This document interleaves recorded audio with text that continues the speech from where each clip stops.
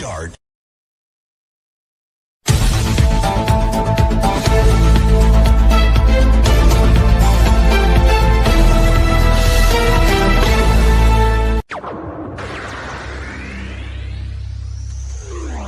Five, four, three, two, 1, 0. Let's start.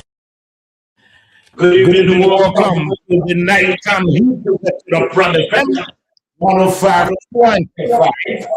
This program is being streaming live right here on Prime FM on Rovia 105.5. We are also streaming live on our Facebook and our YouTube channel. Just tap Nighttime Heat. And of course, we're going to follow the show online and enjoy the show as well. Well, we wanted to share the live video because tonight's program promises to be very interesting. We have a lot of interesting discussions, discussions that are trending, discussions that I know you have interest in. We'll be talking about those discussions tonight, those issues tonight. All we want you to do, if you are watching online, just share the show so that your friends, your relatives, your loved ones, your partners can also follow what's happening tonight on the Nighttime Heat. My panelists, they are all coming in gradually. And of course, before they can come, let me just acquaint with what is coming up. Let me acquaint you with what is coming up tonight on the Nighttime Heat. We see what's happening to be a conflicting accounts over delay for the establishment of the War and Economic Crimes Court. The man who's heading the court has been out and about, using media institutions, complaining, expressing grieves that, that's delayed in the establishment of the courts. He's concerned about wanting to be very effective. He said, well, I don't just want to be taking salary.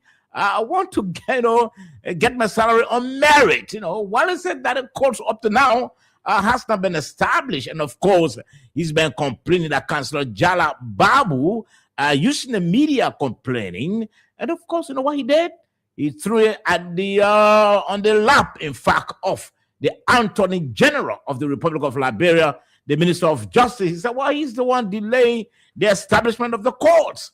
And so the minister said, well, I don't think I should be blamed. Let me just explain to the public as to what's happening. And so the minister pushed back on Councillor Jala Babu. We're going to look at that tonight. The reaction of the Minister of Justice. We're going to look at that tonight to do some analysis. Because you see, when this government came in initially, we heard that one of its priority was the setting up of the War Crimes Court. In fact, to the extent that some of the senators, including, in fact, Darius Dale, every time they went for Senate session, and of course the late Prince Johnson was then alive, and if Prince came up with some critical views on the government, Darius Dillon was coming to set up the War Crimes Court. And so it was in the mouth of the government. Every time we're hearing, the War Crimes Court is about to be established. It's about to be established. And so at one point in time, the late senator got so enraged. He said, look, Darius Dillon, if you continue to threaten me with the War Crimes Court in here, I will turn your table upside down. And so Darius Dillon, he went to a sheriff, he was no longer, telling the old man, reminding the old man about the War Crimes Court. Old man was very interested old man. And so they were all talking about the War Crimes Court. And at the end of the day, they appointed Councillor Jala Babu. Now Jala Babu is there. He's been there for, I think, a year plus now. No court has been established. So he's concerned. He said, well, why I should be taking government money just, sitting and not doing anything substantial? The reason why they appointed me was to head and oversee the courts. And so he said, well, the Minister of Justice should be blamed. But the minister has come out with his response. We're going to read that tonight and do our own analysis. Also coming up tonight, the Guinean border dispute has sparked uproar in the Senate. And of course, the man who's at the center of that is Senator Amara Corner. Amara Corner got the video. He made some submissions in the Senate. And so right after that, Nimba County Senator Yan Twine said, well, Amara needs to be investigated because speakers have spoken, and I'd like to security, national security issues. And so that noise is on Capitol Hill, particularly in the Senate. So we're going to see what's going to happen now, because this guy, how you call him, former representative Yeke Koluba, was thrown out, was expelled because he took side with Guinea. Now Amara has joined the fray. We're going to look at that tonight as well. Also tonight, there's a leaked audio that's out there, a leaked audio, bearing the voice of Bomi County Representative Sam Jala. I hope to establish contact with him. I spoke with him earlier, and of course, he answered and he agreed to speak with him on the program. We're going to play that leaked audio. That audio is alleged. It's bordering on some damning allegation against some members of the House. We're gonna play that audio tonight. The audio of Bomi County Senator, Bomi County Representative Sam Jala. Well, yesterday the House of Representatives, they concluded their sitting, but did they really accomplish their aims? They didn't really accomplish their aims, because they were called in by the president for 10 days. And the president said in the 10 days, according to the president letter, they needed to deliberate and pass on the supplementary budget. They also needed to deliberate and agree for the printing of new banknotes. But we didn't hear about the issue of Yeke Koluba. But as soon as they came in, Yeke Koluba issue took precedent. In fact, it became a priority, major priority. So did they really accomplish their aim? In the 10 days that they came for, did they really accomplish? We're going to talk about that as well tonight. Well, the court has upheld the bill for Liberian economist Sam Jackson. The court said, well, the man bill is valid, and so the government needed to turn over what they have for him. I'm going to read that. Sam Jackson was charged with a manslaughter and other crimes after the death of his wife, his darling wife. So we're going to talk about that tonight as well. Now, there's public comparison, and I see that making rounds on social media. The people are now comparing that the deputy LEC boss, Gonkawon, and the current MD, they performed very differently. They said the deputy Gonkawon, the deputy LEC boss Gonkawon, when he was appointed as acting head of LEC, 2 years days, the electricity was stable, very stable. But they said, look, the new MD came in now. We don't see any stability in electricity.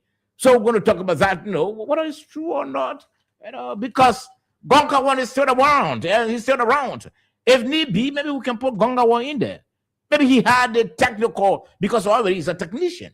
So maybe he had a technical know-how for which the electricity was stable, unlike Mohammed Sharif. So we need to talk about that tonight on the program. Now, the issue of yellow machine, again, has taken center stage in the Senate. Thomas Yaya Nimle is concerned. He said, well, this is my first time for the management and the controlling of yellow machines to be placed in the care of the Ministry of State. I have not seen that before. But we got a video. We're going to talk about that tonight on the program. Dave Benedictus Erasmus Nambwe, welcome to the program tonight. Thank you, Sabah. Thank you, Sabah, and good evening to my colleagues, some of whom are not here. But I'm already saying Moses, all in smiles. I'd like to say good evening to him. And I'd like to also say good evening to our many listeners and our technical team in the background. It's good to be here always. Okay, many thanks, Dave. And let me also welcome Moses Sandy to the program. Moses? Yeah, thank you, Sabah. Thank you so much for the opportunity. Let me say hi to my friend and brother, Mr. David Tagbet, the people of Liberia. I'm happy to be in Liberia virtually.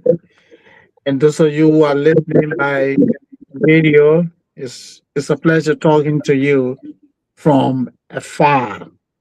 I always look forward to coming. I know tonight it's going to be another interesting discussion. Thank you for the opportunity. Okay, Moses, thank you very much. We really appreciate your time. And let's try to get into our discussion quickly. Let's talk about the conflicting accounts that we're hearing about the setting up of the War Crimes Court. Councillor, Jala Babu has been out there trying to express, his concern as to why up to now the court has not been established.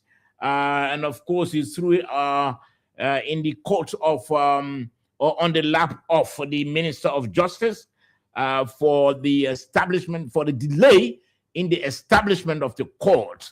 But the Minister of Justice has released a statement. And of course, I want us to look at the statement quickly. Let's go through it.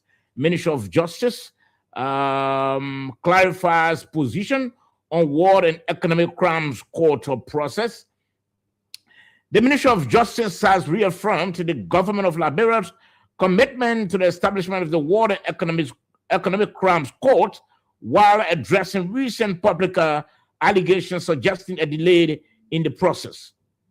Speaking today at that was yesterday, at a high-level dialogue on the fight against corruption and accountability, a human rights perspective convened by the European Union partners, including the Office of the United Nations High Commissioner for Human Rights, the Minister of Justice, responded to claims made by the Executive Director of the Office for the Establishment of the War and Economic Crimes Court, Dr. Jala Babu, that the ministry is impeding progress. Okay, so Jala Babu is saying that the ministry has been impeding the progress for the establishment of the War Crimes Court. And now the minister is speaking. The minister clarified that multiple drafts bill relating to the establishment of the court currently exist, including submissions from OWECC. These drafts are undergoing a necessary technical review and harmonization process to consolidate them into a single comprehensive bill for submission to the legislature. The government, he emphasized, has already demonstrated its commitment through the issuance of two separate executive orders establishing the court. Accordingly, assertions that the government is undermining or frustrating the process are false and misleading. The minister further noted that any delays encountered are not due to a lack of political will, but rather stem from the technical demands of aligning various draft instruments and from gaps in cooperation with the Office of the War and Economic Crimes Court. He stressed that the government remains resolute in ensuring that the court forms a central pillar of Liberia's accountability and reconciliation framework. Addressing concerns regarding funding, the minister clarified that the claims made in 2025 alleging that the government failed to fund the War and Economic Crimes Court are inaccurate. He explained that disbursements were withheld by the Ministry of Finance and development planning due to the absence of a government compliant spending plan operating outside established public financial management systems. He noted would undermine transparency and accountability. The Ministry of Justice, he added, maintains a supervisory role over the Office of the War and Economic Crimes Court, but has exercised restraint to preserve the operational independence of the office and avoid perceptions of undue interference. The minister extended an open invitation to Dr. Babu and to the leadership of the Office of the War and Economic Crimes Court to engage in immediate and substantive discussions aimed at resolving outstanding technical issues, finalizing a harmonized bill, and agreeing on a transparent framework for funding and implementation in collaboration with government, civil society, and international partners. The people and victims, this one is in court, the people and victims of Liberia deserve truth, justice, and reconciliation, the minister stated. The government will not be deterred from delivering the War and Economic Crimes Court. Okay, he said. He called on all stakeholders to move beyond public rhetoric and commit to constructive documented collaboration to advance this critical national undertaking. Signed Jutoro Wakoli. Now, gentlemen, that's the position of the Minister of Justice. He was very detailed about draft legislations that needed to be harmonized. And he also talked about the issue of funding, the transparency in getting funding to the Office of the War and Economic Crimes Court. Now, Dave, these are legitimate concerns. Not concerns, but these are, vital information that the Minister of Justice has provided, right? Yeah. But why he couldn't provide them when, according to Councillor Jala Babu, he was always engaging him and going to the ministry, but he never had access to him. So why he couldn't provide all of these vital information to Councillor Jala Babu until Jala Babu had to go to the media before the minister coming up to say, look, there are variety of draft bills that we need to harmonize. There's the issue of getting funding to the commission. We need to also discuss that. Why he couldn't until Jala Babu had to come up? Let's hear from him. Well, yeah, the Minister of Justice knows exactly why he didn't come up as early as possible before Jala Babu could come to the public. And I'm also wondering what is healthy for the War Crime Court, for Councillor Babu's office to have even come public to discuss that. They are all officials of government. And, others may think that Jala Babu ran out of patience. And that's why he was constrained to come to the media, come to the public. And I think it's something that's supposed to have been discussed in-house. Because what the councillor I'm hearing is the councillor is talking about procedural errors and procedural patterns that the authorities of the War and Economic Crime Court need to follow to get the funding it needs. And somebody, you can bear me witness that in most instances, government, for government to disburse fundings to many institutions that need them, you always observe the bureaucratic bottlenecks. And as a minister or as a head of a particular agency needing the funds and you can't get it on time, it's frustrating. But something is good to exercise restraint. And Jala Babu perhaps was constrained to come to the public because of the delay and the embarrassment his office faces in terms of doing its work. And as you mentioned, the Jala Babu doesn't want to be taking free salaries. And it's sometimes boring when you're given a piece of job to do and you are not doing it because of setbacks. But let me hold you also, Tabo. Didn't Jala Babu know that there are a number of draft, bills relating to the establishment of the court that needed to be harmonized into one single bill to be submitted to the legislature because of what the minister said? So Jala Babu didn't know that, or what? One, I wouldn't say he knew or he didn't know, because except Jaya Babu and second speak to us what he didn't know, but obviously he should know that the bills are outstanding. So he should know, saying he's the head of the War and Economic Crimes Court, and it doesn't sound good or healthy for Councillor Babu to have come to the public and start to, point, blame the Minister of Justice or others for the delay in the disbursement of funding.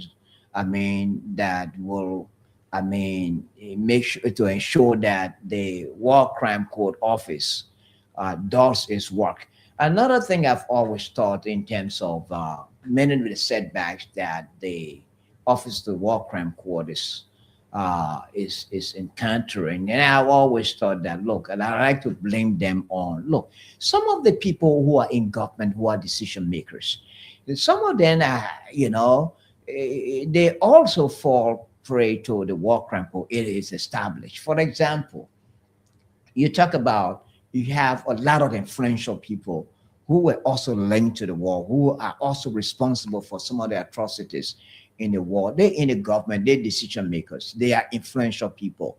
They can use that influence to impede the progress of the establishment of war crime. For example, you have Thomas Nimina Yaya, he's one of our lawmakers in the national legislature. You have Bush and Ben Kieta, who we have heard had linked with Ulimo, I think the Ulimo K or Ulimo J, one of the Ulimo K. These are the influential people, decision makers in high positions of government who have all the influence to even block funding to the Office for the Establishment of the War Crimes Court. So there's so many factors that we can point at that could be responsible for all these challenges or the hurdles that the Office for the War Crimes Court is facing. And if we had learned from the Sierra Leone experience, where the authorities in Sierra Leone did not allow anyone who participated in the war in that country, did not allow them to even be elected to public positions or allowed to contest for public offices in that country. And that was a good precedent that we could emulate. But in Liberia, we allowed those who participated in our crisis, in our armed crisis, we allow them to participate. They are decision makers. They have a lot of influence. So you think they may likely be behind they may pull the strings behind. Yes, of course. Okay, to impede. Okay, I think that way. Let me hold you there.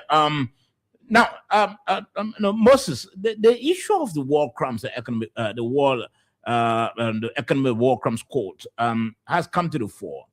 The executive director is not quite pleased, since his appointment, that up to present, the court has not been established. He has been out and about. He has been in the media trying to sound this, and to put it squarely, he accused the Minister of Justice of being behind the delay. Now, the minister too had come to push back on Councillor Jala Babu, saying that there are multiple draft bills that need to be harmonized. So they need to look at them, technically review them and harmonize them into a single bill that they can submit to the legislature, for the process to begin.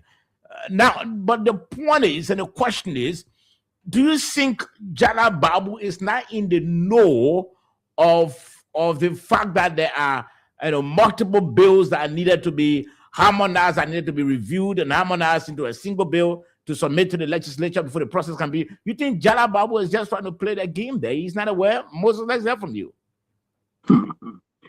Look, I'm laughing because the statement from the Minister of Justice, I beg to differ with some of the things coming from the Minister of Justice. And some of Dr. Jala Babu is former dean of the law school. So for someone to tell me this maybe is war crime code, we now know the process, the legal process, things that need to be done, that this man is not cognizant of that. And he chose to go public. I think that would be putting the Dean down. That man knows exactly. So, but anyone in leadership, you take over an entity, you read about the entity, you read about the job duties and responsibilities, and then you get to know what needs to be done. I think the Minister of Justice is just trying to belittle this man.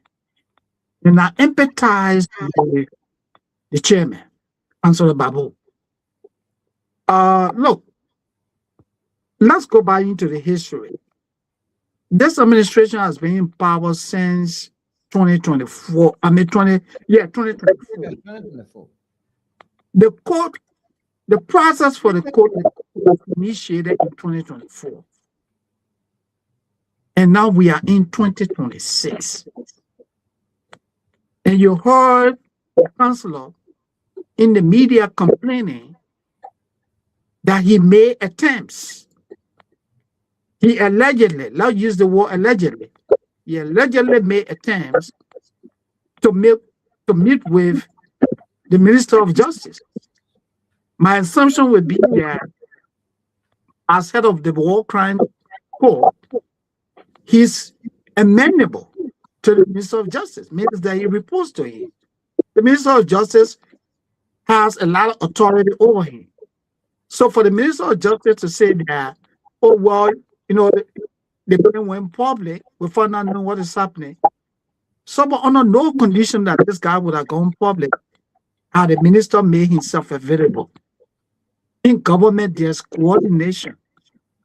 I don't think as the war crime code, this man doesn't know how government works.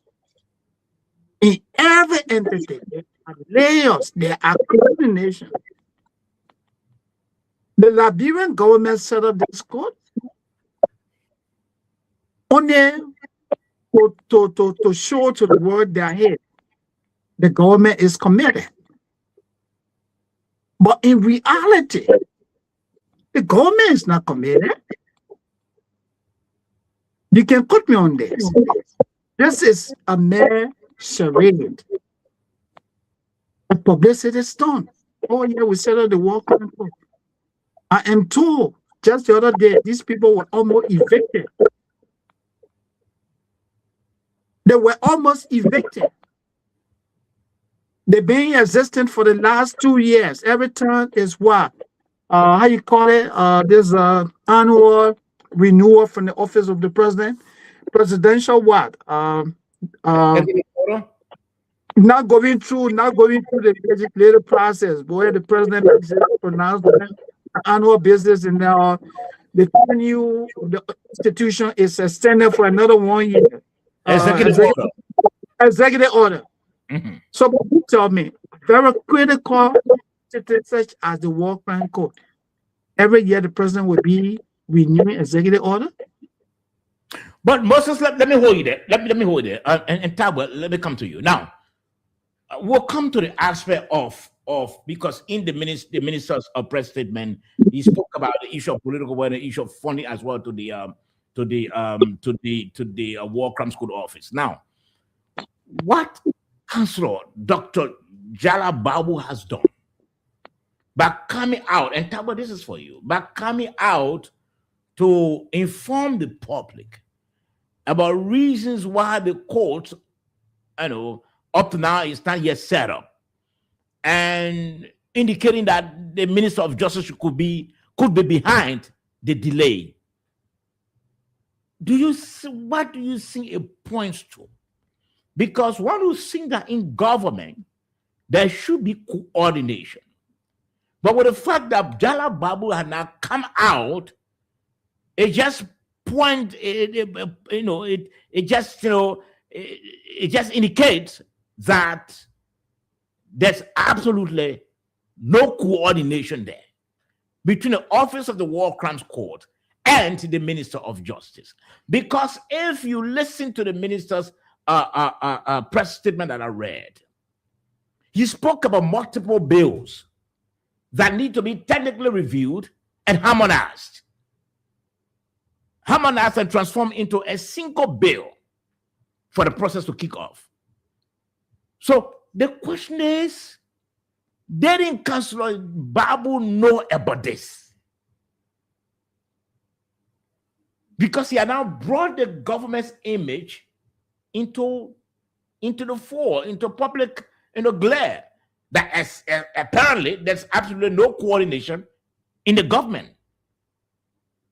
Let's hear from you, Tower. Yeah, you use the word Jala Babu thinks the Minister of Justice coup. The word coup suggests that he's not sure that it is the Minister of Justice who has become an obstacle. No, he didn't. I use the word coup, but he has been saying that the Minister of Justice is the one, delaying it. That was, in fact, pushed the minister to have come up and clarify that. Look. But the point I'm making, the fact that both of them, they are influential figures.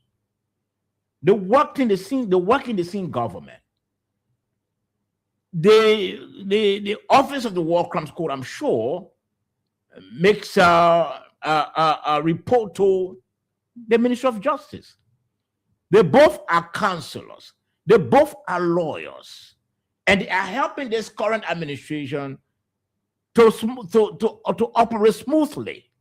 Now, for Councillor Jala Babu, Dr. Councillor Jala Babu, to come out, and that's my concern, to raise those concerns and to say that the Minister of Justice is the one delaying, and the minister is now coming out to say, look, we got multiple bills that need to be harmonized and transformed into one bill and submitted to the legislature. Didn't Councillor Babu know about this? Look, there's no need for blame shifting here. Both councillors have a responsibility to the Liberian people in terms of the establishment of the proposed War and Economic Crimes Court, and they need to be working together. And for Jala Babu to have come up, it creates the wrong impression that there's no harmonious working relationship between the two officials of government. The fact that Jala Babu said he made several attempts, to seek an audience with the Minister of Justice, and all the attempts proved fruitless. And that's also bad news, that the same Minister of Justice that is reaffirming the government's commitment for the establishment of the War Crimes Court will be a little bit, I don't know, because of the job load. No matter what job load the Minister of Justice has, Councillor Jala Babu is the head of the Office of the Establishment of War Crime Court, and he needs the attention of the Minister of Justice. He needs the support of the Minister of Justice, because the Minister of Justice is somewhat like oversees the function of the Office of the Office of the War and the Establishment of War and Economic Crime. There's no need, whatever the excuses the Minister of Justice, they're not genuine excuses, because these are people, Jala Babu and others, who are head in the War Crimes Court, should be people who should be given priorities in terms of audience, because they have to do their job. And if they don't get your cooperation, that will absolutely or negatively impact or create hurdles in the way of the program. Okay, let me read this. Let me read this. Let me read this portion of the the minister's press statement. The minister further noted that any delays encountered are not due to lack of political will, but rather stem from the technical demands of aligning various draft instruments and from gaps in cooperation with the Office of the War Crimes Court. He stressed that the government remains resolute in ensuring that the court forms a central pillar of Liberia's accountability and reconciliation framework. Okay, now this is the point. Addressing concerns regarding funding, the minister clarified that claims made in 2025, alleging that the government failed to fund the Office of the War and Economic Crimes Court are inaccurate. He said it's not true.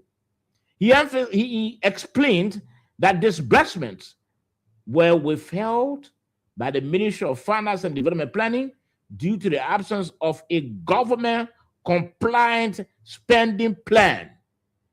So who should have provided the government-compliant spending plan? Should it be Jalal Babu or the Minister of Justice? Let me read further. Operating outside established public financial management system, he noted, would undermine transparency and accountability. Now, the Ministry of Justice, he added, maintains a supervisory role over but has exercised restraint to preserve the operational independence of the office and avoid perceptions of undue interference. Now, the minister is stressing something here. Oh, look, Sawa. Yes. Let me just say something. In our press release, they made reference to supervisory role. So let's look at who a supervisor is. A supervisor is a middle level manager that monitors, that ensures that work is done in accordance with institutional policy. When staff not doing what is required of them, the reflection is on who? The supervisor. So in this case, we have the Minister of Justice telling us about things that needed to be done that have not been done yet. As a supervisor, the head of the Office of War Crime and War Economic Crime Court, Councillor Jalal Babu, is now his supervisee. The councillor reports to him. The councillor has told the world that, hey, I don't even have access to my supervisor. Every time I make an attempt to see this man, he repeatedly avoids me. If we go by what the councillor is saying, if that is established to be true, then who is the problem? The problem becomes the Minister of Justice. But in addition to that, Moses, yes, this is what the Minister of Justice is saying. He explained that disbursements were withheld because I think I remember Jalal Babu also has been complaining about funding to the Office of the War Crimes Court. So the minister is now clarifying that disbursements were withheld by the Ministry of Finance and Development Planning due to the absence of a government-compliant spending plan. So on whose fault it is? Whose fault it is? That plan has not been implemented. Thank you. Whose fault? So in another word, the minister is saying that's the fault of the Office of the War and Economic Crimes Court.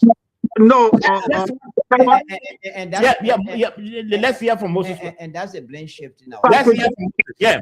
Right. This is what I said. The role of the supervisor. The role of the supervisor. The supervisor here is the head of the War Crime Office. He doesn't have access to the supervisor. And he's talking about no plan for expenditure. You supervise these people. Did you ever ask them? No. Again, Moses, let me come in. Yes. He stressed a point. The minister stressed a point.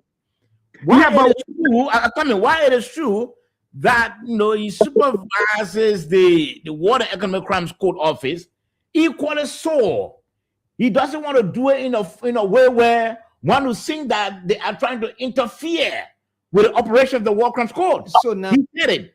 And that's the reason why I'm sure he might have used his influence to tell the Ministry of Finance, look, put hold on whatever, because it seemed that the Water Economic Crimes Court wanted to use resources outside of the spending plan. Yeah. And so I think that the minister is making so it. almost like the minister has thrown the ball in the court of the Water Economic Crimes Court office, because after all, before government disburses money to any agency of government, there must be a spending plan. Surely. It's based on a spending plan that the money will be disbursed to the particular agency of government. That is, the government knows, or the Ministry of Finance knows, has a spending plan, and there are items, one item to another.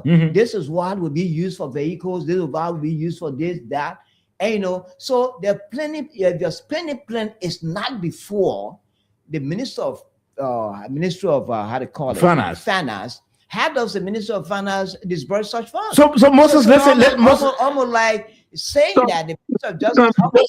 Moses, before you come in. The Minister of Justice is almost saying that the Office of the War Crime Court is its own problem. Thank you. Now, so Moses, listen to the part. Listen to the part of the press statement released by the Ministry of Justice. The minister explained, Oswald Tuwe explained, that disbursements were withheld by the Ministry of Finance and Development Planning due to the absence of a government-compliant spending plan. Then he continues, operating outside established public financial management systems, he noted, would undermine transparency and accountability. The Ministry of Justice, he added, maintains a supervisory role over the Office of the War and Economic Crimes Court, but has exercised restraint to preserve the operational independence of the office and avoid perceptions of undue interference. So you see that? Yeah, you but see that? Almost like war crime could take the blame. Thank you. Take the entire blame. So Moses, let's hear from you. It's his own problem. Okay. So this is where I would like to come from. Playing a supervisory role doesn't mean that you have to exercise undue influence. No. When you play a supervisory role, you have to know how the institution is functioning, what needs to be done, and how this is going to be paid for. As a supervisor, like the expenditure plan you're asking for right now. You're asking for money. Where is the plan? Why do you want this money? Did he ask? So it means, Moses, it's possible that the Minister of Justice could have asked. It's possible that he may have asked, but it's possible that he may have asked. But listen, I come in, Moses, up to present, the Water Economic Crimes Court office has not made that plan available that way. Yes. Then, and the point, Moses, I beg you, before you come. This is what the administration has said. Moses, 1 minute. The point here is that, look, let's be frank here. The Councillor Jala Babu should be knowledgeable about procedures that government uses, so the Ministry of Finance uses in terms of the disbursements of funds to institutions. Institutions. So Jala Babu should be knowledgeable yeah. That. The fact that the Minister of Justice is raising a concern, it creates the impression that the Jala Babu doesn't know the procedure that the finance ministry uses in terms of the disbursement of funds. That's the impression it could not be the case, but that's the impression the Minister of Justice has created. And Moses, that you can come in, so that I can come in quickly. Come in, Moses. So I would say it would be condescending for us to sit here and say he should have known. It's that would be lecturing him, and he doesn't know what he's doing. But Moses, the point is, Councillor Jala Babu has attempted to shift blame. Yeah, but listen, Akame, he has attempted to name On and the put Minister of put it on the Justice. lap of the minister of justice of being the one delaying the establishment of the War Crimes Code. The yeah, minister, but Akame Moses, the minister has said, look, number one, there are a number of draft bills Yeah. that need to be technically reviewed and harmonized, transformed into a single bill to be submitted to the legislature. Number one. Number two, the minister it's very smart as well. You want to accuse him and say, okay, I commit now, put your butt outside as well. So the minister said, okay, number two, the issue of funding, which they, in fact, he may claim that we are not giving funding to the Office of the War Crimes Code. This is the problem because there has not been any spending plan. So we and the fact that the minister can say that the Ministry of Finance put a hold on releasing funding to the War Crimes Code, it may have been out on the influence of the minister. But again, also, it may have been a decision by the Ministry of Finance that look, the fact that you don't have any spending plan, we can give you money. And so what I've often heard. but employees from 1 minute, government say- Moses, 1 minute. I often heard employees of government saying from different ministries and agents saying, look, because our office did not send in our payroll on time, we haven't got our pay. When in fact, other ministries, employees at other ministries Receiving theirs. have received, yes. So similarly, it could be the case with the Jalababu issue. He didn't send the spending plan. How does the Ministry of Justice or the Ministry of Finance disperse funding to the office? That's the argument here. But instead of this blame shifting, it would have been better instead of coming public. They would have resolved this thing behind the scene and don't come public. And I'm wondering what really compelled Councillor Babu to have just come public, because the Minister of Justice wouldn't sit there and you cast aspersion on him. Actually, quite frankly, he has to come. Being a smart guy, you have to come to also provide yeah. clarification. Yeah. So that the public cannot blame him. So it is the public that will determine who is really saying the truth and who isn't. Surely. Moses, let's hear you. Was from so let me say this: under no condition, and I beg to differ, that the head of the Office of the War and Economic Crime Code submitted a payment request to the Ministry of Finance without a plan. The guy had come to you to tell you that I do not have access to my boss. Whenever I make an attempt to access my boss, I am now given the opportunity. And it's the same boss that who has gone to the public to tell us that, look, their office is poorly operating because there has been no spending plan. But Mr. Minister, you supervise these people. Did you not know that? Or were you waiting to hear the media before you go public? But Moses, he supervises the Office of the War Crimes Code. But like, like we read his press statement, he said, look, I've been exercising restraint because I don't want for it to appear like I'm trying to interfere.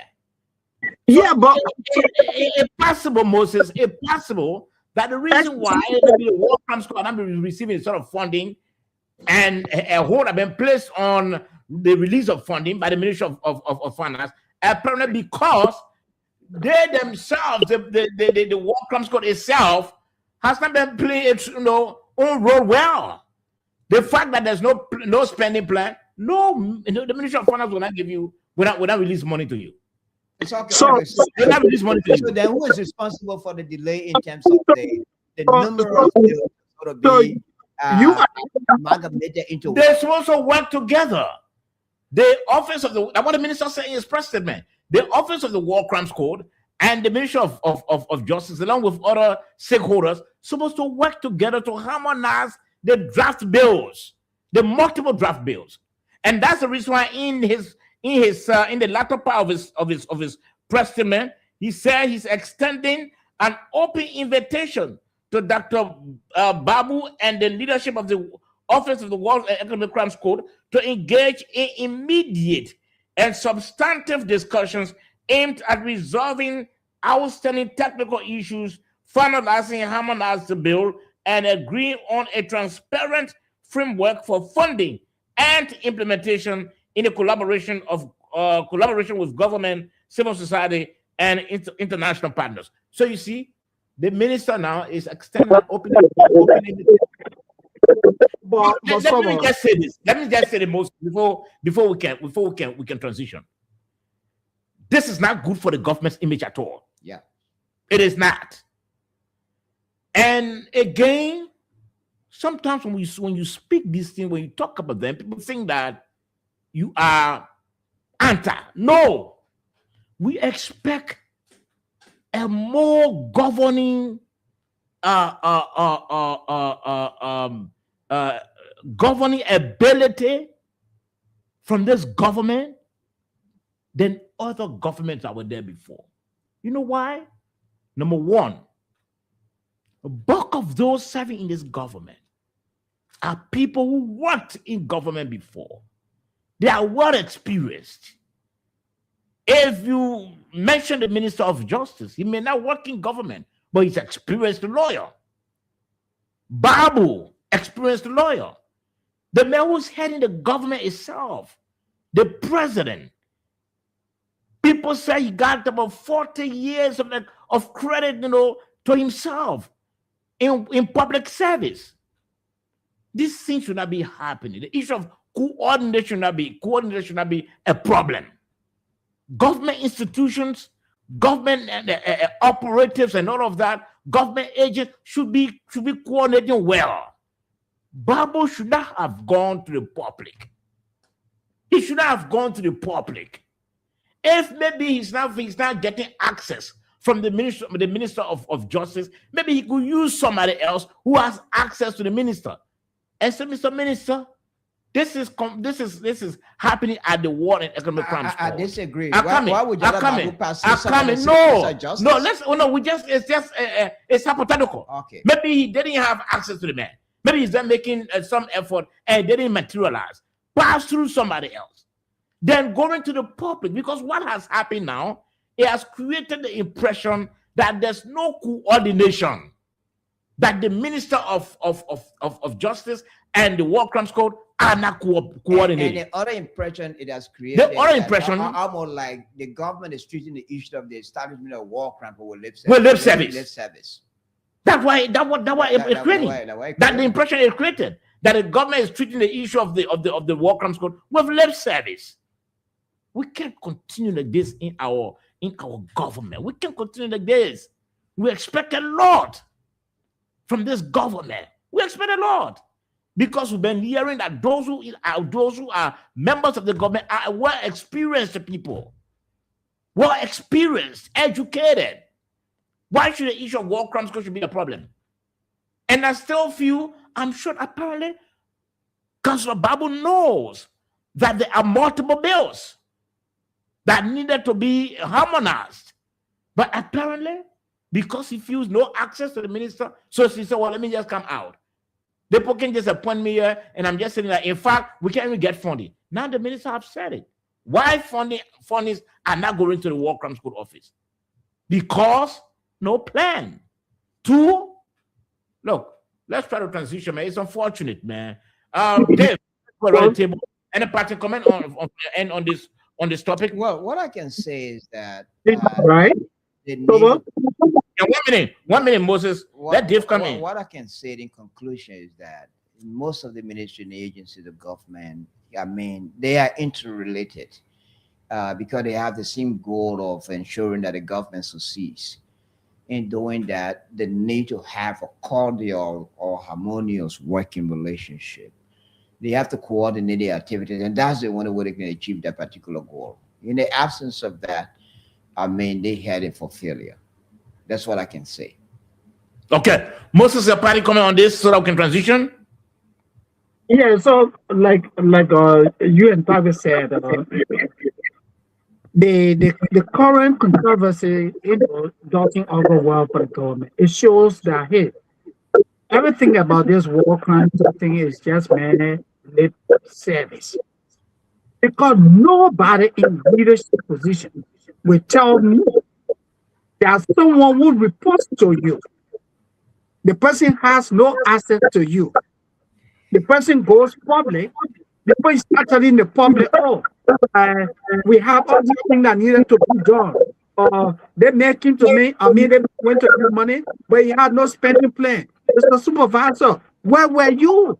We're not saying that you should regulate the daily activities, but there should be an oversight. The Minister of Justice did not provide that oversight.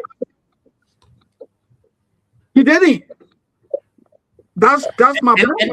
And Moses, I think, and again, the Minister of Justice said it. While it is true that he has a supervisory role to play over the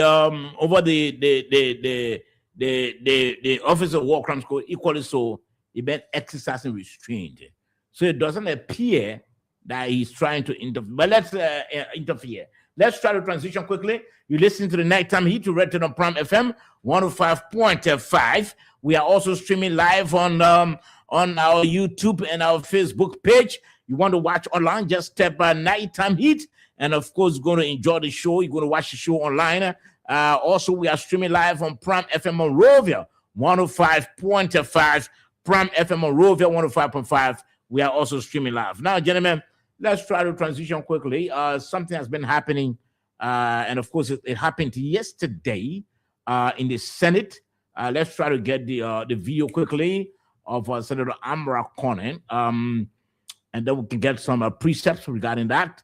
Let's hear Amara Conan first on the issue of the border dispute between Liberia and Guinea. Let's hear the remarks that he made.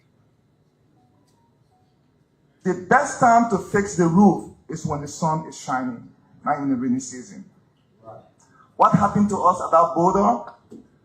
It is us, this 55th legislature, must prevent our grandchildren from dealing with that crisis in the future. We need to fix it. I hope when the right budget comes, we will give the AFL more money. Sure. Guinea is stronger than us militarily. They have between 12 to 30,000 personnel. They have 7 aircraft. They have armored vehicles. They have a navy with boats.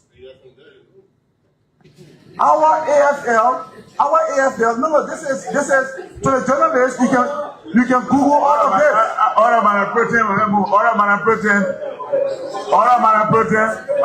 order. You can Google all of this.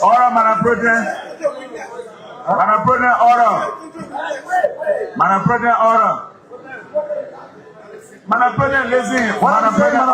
What I'm saying. The 4 million we have given them is the right step. Adequate. We need to give them more money. I hope that when we discuss the budget in December, we will double the AFL budget going forward so that they can recruit. We are a mere 2,000 military. So, come on, man. We have to do that. That's that.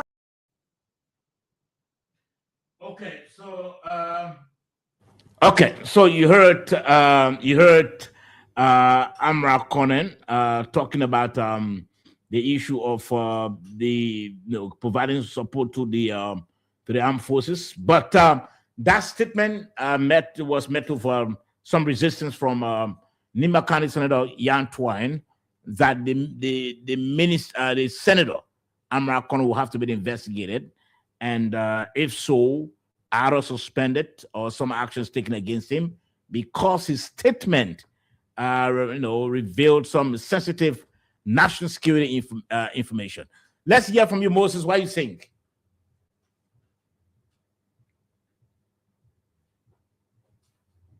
Moses? Yes, I'm here. Are you there? You hearing me now? Yeah, I'm hearing you. Okay. I listened to the senator, and honestly speaking, anyone who has a smartphone can counter check what the senator said. It is online. I shared that information in our chat room today. the size of our military. 2,000. The public information out there is that our military, in terms of performance that has been reviewed toward peacekeeping, we have limited military strength. He did not share any classified information. It is public information. Someone will say, oh, well, you know, he said it on the floor. But the main information is in the public domain. He was making a comparison. He disclosed to you the strength of the Guinean military in terms of manpower, in terms of equipment, and where you are as a nation. He was advocating for more support to the military. So I think he's but again, so that's the kind of Liberia that we have. They're going to use this information against him. But if you say you're going to hold America for treason or for diversion, national security information, and you're going to punish him for that, you will be wrong, because whatever you talk about is in the public domain already. Yes. Okay. All right. Hold on, Moses. Let's hear from you.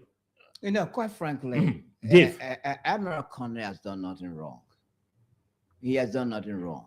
The first thing here is he's speaking in the interest of the AFL. One thing, the AFL's budget will be increased so that the AFL can improve its capacity in terms of logistics and manpower.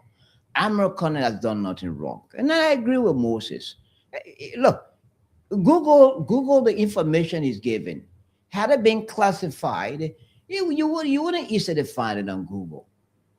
The first thing, in fact, when I heard the conversation this morning or yesterday, I checked that up. So anyone can go to Google and know the size of our military and what it has and what it doesn't have. It's not secret. It's a public information. So if somebody wants to politicize it and blame Admiral Conner, in fact, I'm hearing gossips that they are planning to have him expelled from the Senate. That doesn't make sense. That doesn't make sense at all. You will be, I mean, it's one of the nonsensical debates I've ever heard. So let me ask the question, gentlemen. Let me ask, question? and let me ask you first before Moses. How do you compare the statement made by Yeke Koluba that resulted into his expulsion today and the one made by Admiral Conner today? How do I compare it? Yes. Yeke Koluba statement and Admiral Conner statement, they're far different. What's the difference? Admiral Conner is talking about the size of the army and the equipment, the logistics the army has and it doesn't have.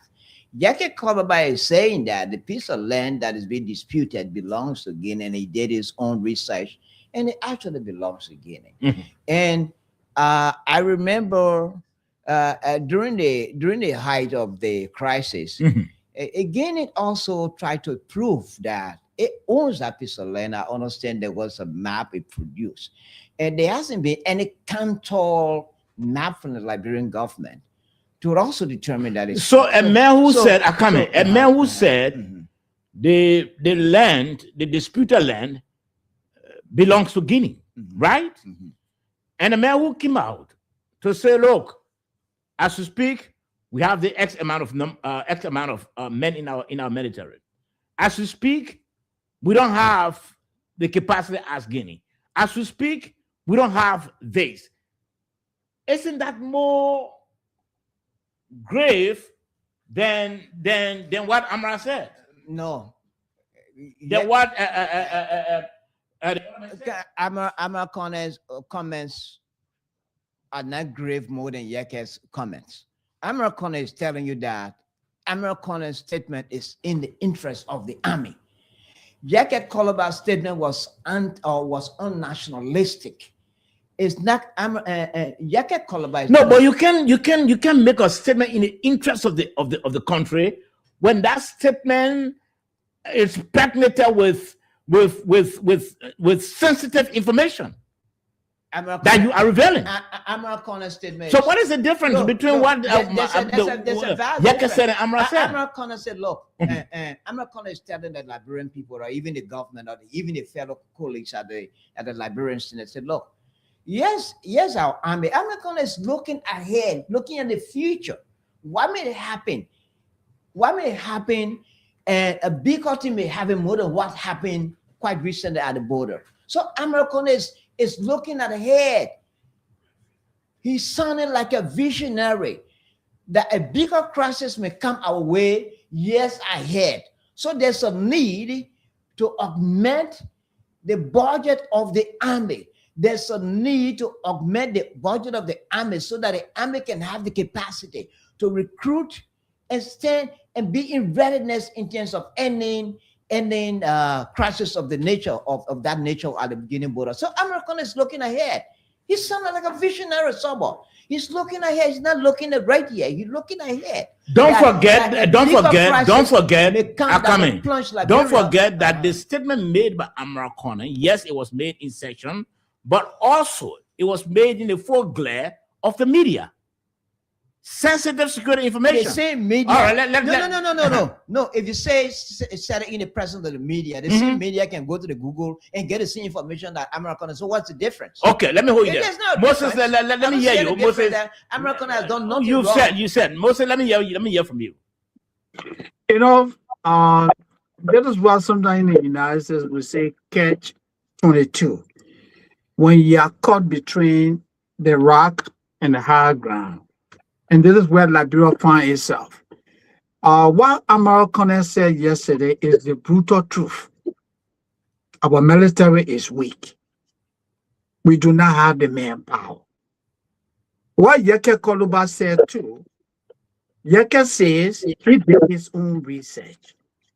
His research showed that that portion of the disputed area in Lopa belongs to Guinea. But this is what happened. Our lawmakers that accuse this man of what? Taking side with enemy forces. The police that said this man has threatened national security never allowed this man to be heard. Has anyone issued an arrest for Yeke Koloba to tell the people of Liberia, look, Yeke, you have threatened our national security. How can you prove this? Yeke is walking around Liberia. All they did was what? To expel him.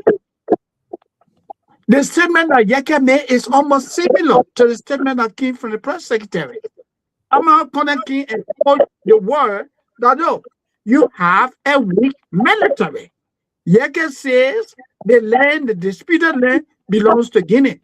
So if you're going to allow Amar Kone to walk, you say, Amar Kone, what you say is in the public domain, then you also need to allow Yeke Koloba to face justice. And if it is proven that what he said is true, he should also be given the opportunity to walk free. But him by the legislature. So now the government has to play this. The government is now between the high place and the rock. Kone has spoken. Kone information is public. Yeke says the property belongs to what? Guinea. You're gay, Yeke the opportunity to let you prove the case. That's how I see it, gentlemen. Now, so Tagba, you are saying that Amra did no wrong, right? Yes. Because the information is in you can it's online. It's online. Now, don't you think what Yeke said is also online? Do you know that? I don't know. I don't know that. Oh, you don't know that? I've not seen it. You haven't seen it? I've not seen it. But what Yeke said put the country more rich than what Cameron said. No, I differ with you. No, I differ with you. You have two countries, two persons, and contesting a piece of land in terms of legitimacy over ownership. Two countries. And a citizen of the other country says, no, it is not us that own that land for that country. It's a Yeke's prerogative to have said that. It's not a prerogative. So the male and besides that, look, Yeke's statement was more, it put the country at more risk than what Americana said. Americana is telling you, prepared for the rain that will fall tomorrow. Prepare. This is a smaller crisis. A bigger crisis may come. So what do you do with a bigger crisis that may come? Prepare your army of men its budget so that it can be able to buy more equipment, logistics, and increase its manpower. That's what American is telling to prepare ahead of the rain that may fall tomorrow. For Yeke, he said, look, the land we are fighting over with Guinea, it belongs to Guinea. And the Guinea people capitalize it, and all their radio station and television station were carrying it. So Guinea not capitalized on Yeke's statement. Almost, and as we speak, I understand they are still standing there on the Liberian side of the border. Now, so the question is, had Yeke not made that statement, the Guineans wouldn't have been there for now. But the question is, Yeke said the land belongs to Guinea, right? Yeah. According to you. Now, but Amara is saying we have X amount of men. And they need to be coming. We have X amount of men. He also furthered by saying we have X amount of military highways, not as compared to our neighbor. Isn't that more sensitive than that what Yeke said? Look, let me broaden the debate. I come in. You ask me a question? Yeah, go ahead. Let me broaden the debate here. The last time, there were some arguments about whether America is more powerful or has more war equipment than China or other countries. And if you Google that, they will tell you that America has 100 warplanes, China has 50, or Russia has 25. They will tell you. Those things are online, Saba. Those things are online.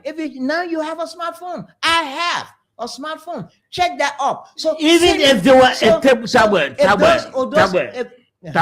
even if they were online, is it the senator's place to have openly revealed the weakness of the country's military? Is it his place? The senator. Let me hold you there. And go to Moses quickly. Moses. So this is very interesting. Look, I agree with you. The statement from the senator is very, very powerful. It exposes the military of Liberia.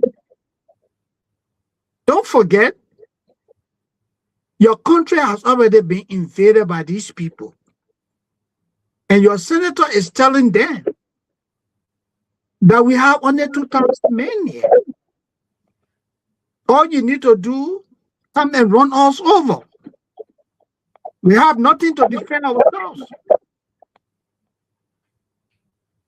Even though what he's true is in the public domain, but that endangers the safety of the country.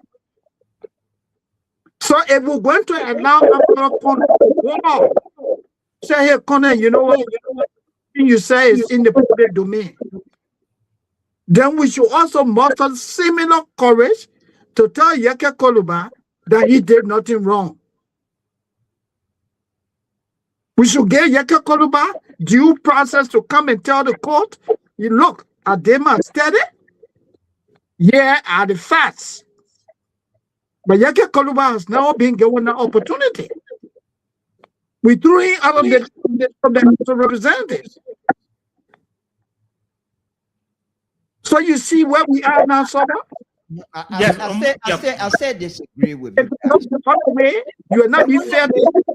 In a way, I would have agreed with you that Saba. Okay, sorry, there's a distraction there. Okay, Saba. The only way I would have agreed that America put Liberia rich with enemy forces is that if Liberia were in an active warfare with a country, bullets flying, people running, the Americans said it on BBC or on a Liberian radio station that we have only 100 or 200 men in our military. I would have reasoned that, look, American should be charged with treason. And but Liberia is not in warfare is not in any active warfare with Guinea or any other country. American is telling you, prepare your army now because Guinea is taking advantage of you. Prepare your army for tomorrow so another country cannot do it. Prepare because look, the world now is chaotic. Anytime any country can run on any country. American is there, say, prepare yourself. Find the requisite logistics for your army. Find the requisite manpower. Look at what you have. It needs to be improved. Look at your budget of the army. It needs to be increased. And you call it and you try to say that, I disagree with that, and I stand by this. Okay, Moses, let's hear from you. American has done nothing wrong. I am saying we agree. What he said is true. Yeah, that's a fact. Don't forget that our country has already been invaded. The people are in Lofa. Anytime things can escalate all there. The people can use that information that they got yesterday. There's a man now just sent people and they will overrun Liberia. That's absolutely impossible, Moses. That's at the level of the crisis that the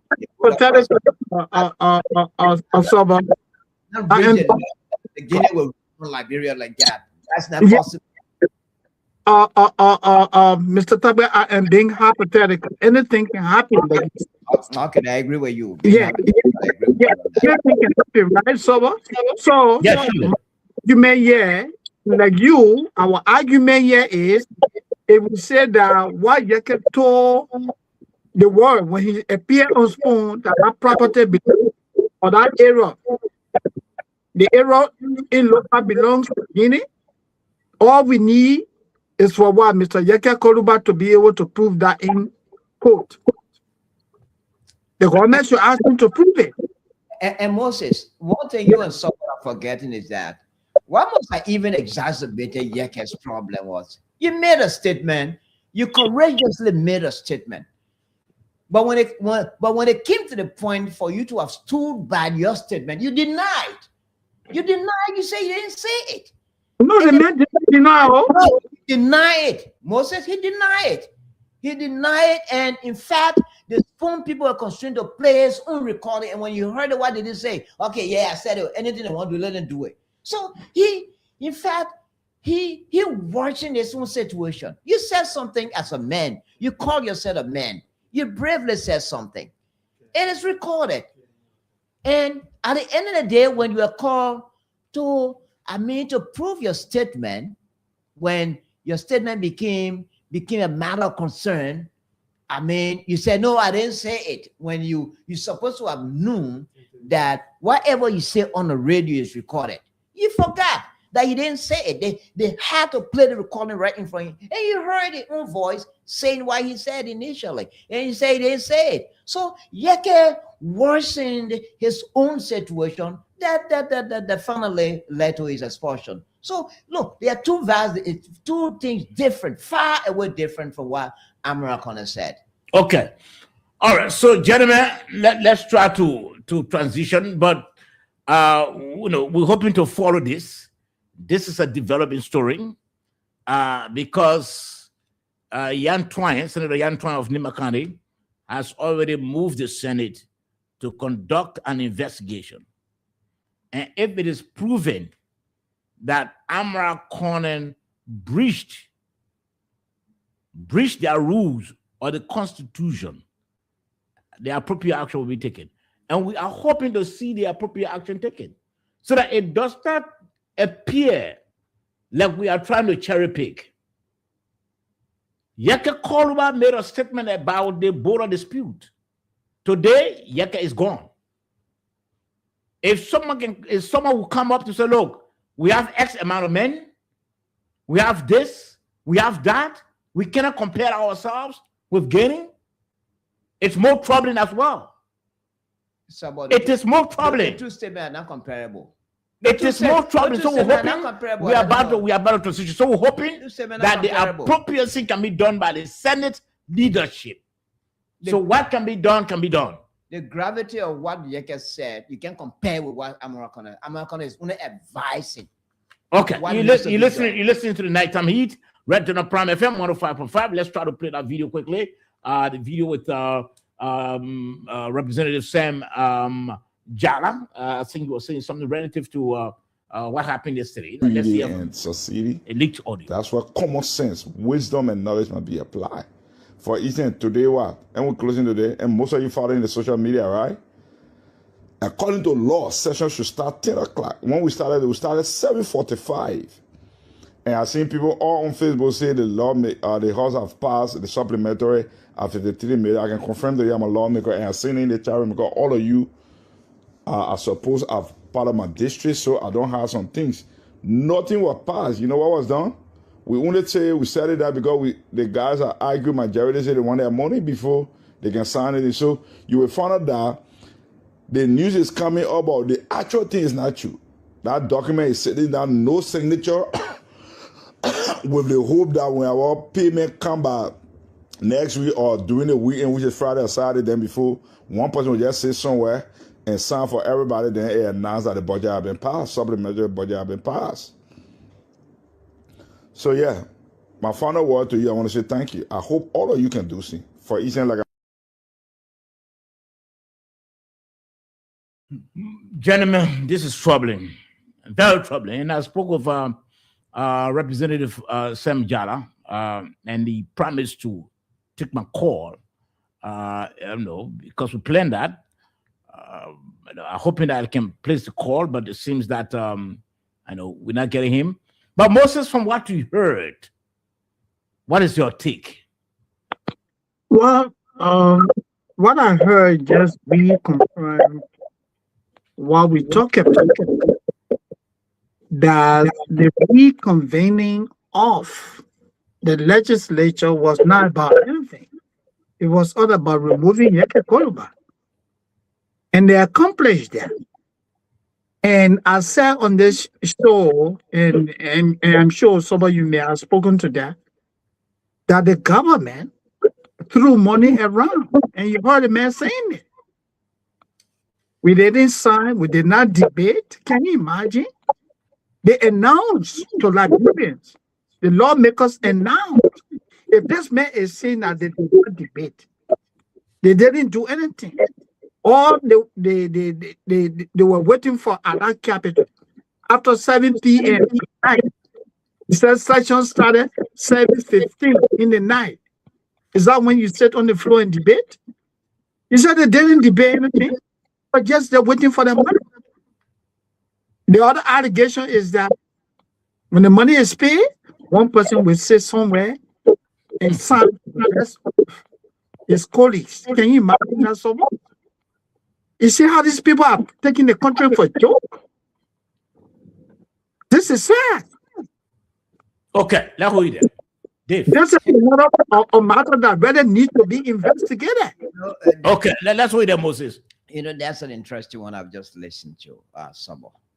And a man like Sam Jala, our representative Sam Jala, these are people that need to be booted out of that place. Why? The fact of the matter is that something that must have been done in confidence, you brought it to the public. Something that was done in the chambers or your people in your own society, you brought it public. We didn't sign. Somebody sit down one place and sign it. We didn't sign the supplementary budget because people waiting for their money. What sense does it make a member of the House of Representatives to expose that House of public ridicule? These are confidential things. Some of these people, most of the people are irresponsible. They're not mature politically. The fact of the matter is that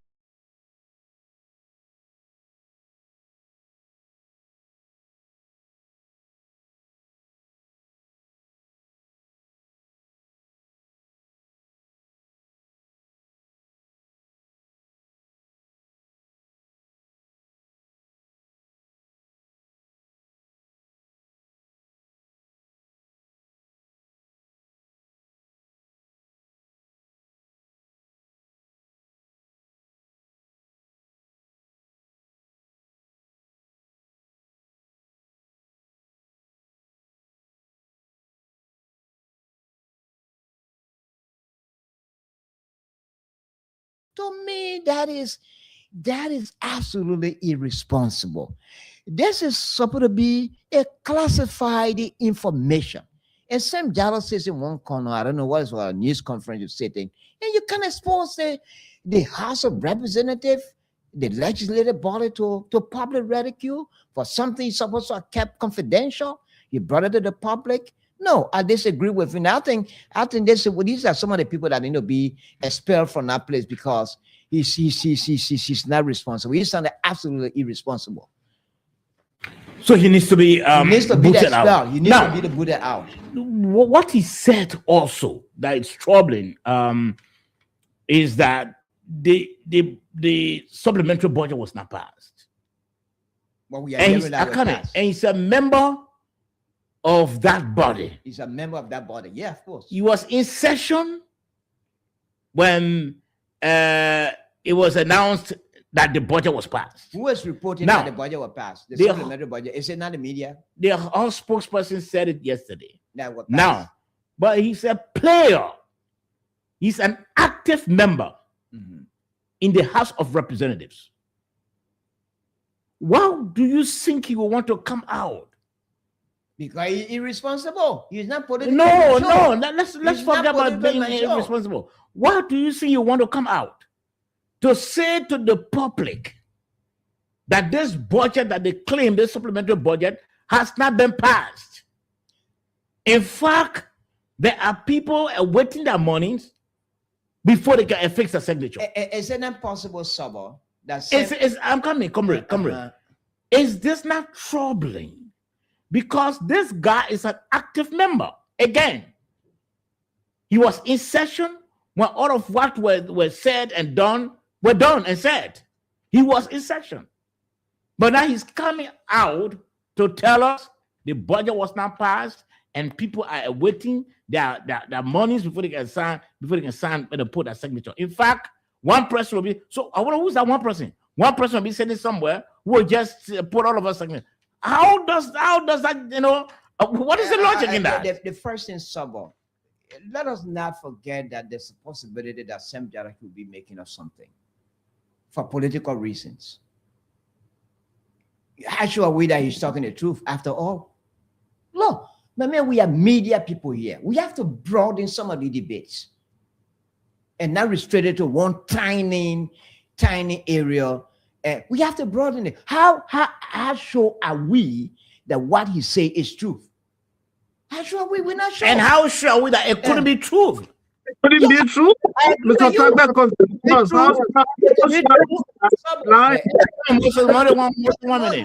Moses, 1 minute. It's possible he could be talking the truth. It's possible he could be fabricating something for political reasons. On a serious note, let's look at it from all angles. So why would Sam Jallow want to fabricate something for political reasons? For Why? political reasons. What sort of political reason? Wow. Sabo, What political reason? to paint the government black, to paint the executive black, to make himself look good, to think that to the Liberian people to feel that he's the best person in the legislature, and so he bringing out the data clothes. So what political capital he want to score there? What sort of political? Somebody- Because the thing is, somebody you ask I'm about coming, politician? comrade. I'm saying to you, this guy is an active member of the House. He was in session. Mhm. He was part of all of the deliberations. And now he's coming out to the public to say, look, the budget that they claim we passed, we didn't pass that budget. It's Sabo. So why would Sam Jallow, Representative Sam Jallow of Bomi County, why would he want to do that? It's Sabo. You have 73 members, if I'm not mistaken, Mhm. in the House of Representatives. You haven't heard it from any other person than Sam Jallow. That should create a doubt in your mind that there's a possibility that you should be creating something for political reasons. And I stand by that. You have 73 members, just one single person, not even 1% of the number of 73 persons in our house saying, come with such an information. How true it is? Maybe somebody say, I'm a doubting Thomas. But how true it is? 73 members, one person just coming up. One thing you should know that if this guy will be brave to rely on the name on his colleague's name, You call that he bravery? could he could face punitive action. And that's what I'm suggesting. That He could face punitive action. So why would he want to come up? That's the question. The first thing, Sabo, the first thing is To want to frame a story. the first thing, Sabo, the journalists covering that House of Representatives, they said a supplementary budget, they reported that supplementary budget was passed by the House, and the House has forwarded it to the Liberian Senate for concurrence. Same Jala is coming and said a lie. One person just sit in the corner and sign. And you want to believe that? I doubt it, Sabo. I doubt it. I doubt it until he can prove that beyond reasonable doubt. I doubt it before he can prove that until he can prove that reasonable. And besides, the other side of it is that even if he didn't sign it, you know, or for even if they didn't sign it, and for expediency's sake, we signed it. Why did he have to come public? Something that they discussed in confidence, to come and say, "Oh, we didn't sign it. We just lied that we signed it." And one person will sit down. That's absolutely immature. Moses, let's hear from you. Okay, so let's do some rational thinking here, gentlemen. And that's the rational thinking I'm doing. Okay, so you and I cannot prove. When you look at the video that is on social media, you see the photo is still. It means that they have the photo with an audio in the background. And you heard him say, I said this in our chat room. It's likely that someone would have checked him. It could have been any conversation that you were having with people. He didn't know that he was being taped. So it is difficult for us to say, oh, well, he did it for political reasons. He could have been in a chat when he felt that he was secure, but somebody taped him and attached his photo, that audio, which is now circulated. It's very difficult to say this is for political reasons. It's a talk about you have to bring that evidence. You don't have it. What evidence you want from him, Moses? So what sort of evidence you want from him now? So the point I'm making here, is that we cannot sit here and dismiss what he said. For example, as I said it earlier, the session, according to him, started 7:15 in the night.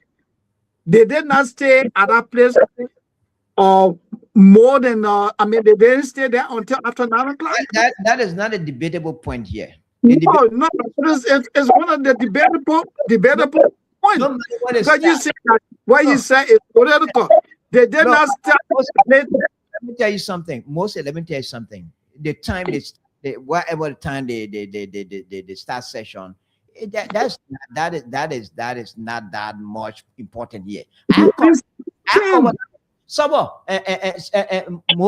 I covered that legislature for some time. They bring it specifically. Sometimes sessions are going to start by 9 o'clock, and they start coming in by 10, and they start and they go ahead and they do what I'm not saying that it's right for them to be coming late, but I covered that Senate for almost a year, and I noticed that they weren't always punctual. There were others who were sooner. And I know that. So I know that. So let me reclaim my time.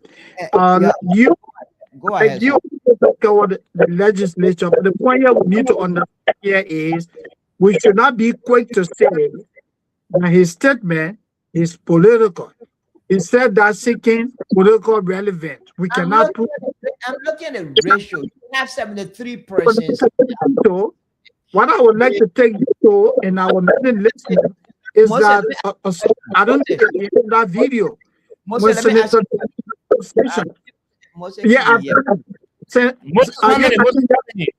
minute, Moses. Let me ask you the question. The question was, what would it profit? What would it profit? Did lawmaker? What's his name again? Sam Jala. What would it profit him for him to lie on his colleagues? What would it also profit 72 members? He's the 73rd. 72 members to lie that they passed an instrument when in fact they didn't pass it. What would it profit them? That's a simple question I'm asking. This question is asking Why would they profit Sam Jala? No question.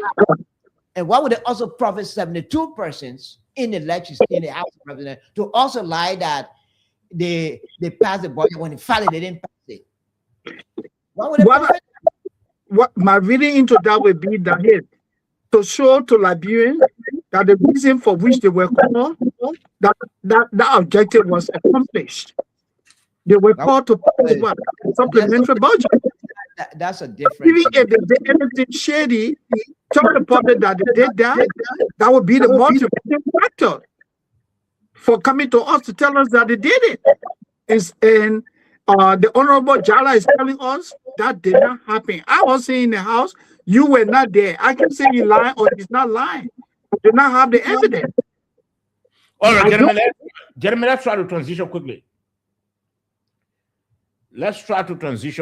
I think we discussed this very lengthily. We were trying to connect with Representative Sam Jala, but he sent us a message that he's doing a radio interview currently, and so he cannot speak with us. I'm hoping that we can get him again in our subsequent discussion. Let's try to play the video regarding Senator Thomas Nimla Yaya. I would have attempted to call another person in the House and not Sam Jala. No, Jala is the one who raised the issue. Let's try to get the video of Senator Yaya. Speakers have spoken, and I'd like to draw the attention of this Senate to the $5 million that was sent to the Ministry of State for the yellow machines. My primary concern is transparency. In my lifetime in this country, yellow machines have not been dealt with through the Ministry of State. To find that this time the rescue government has decided that the yellow machine has now become a special project. Why would yellow machine become a special project? When this is not the first time in this country that a government has purchased yellow machines. Door purchase yellow machine, Tower purchase yellow machine, William V. Stomach purchase yellow machine. And it's only the local government or the Ministry of Public Works.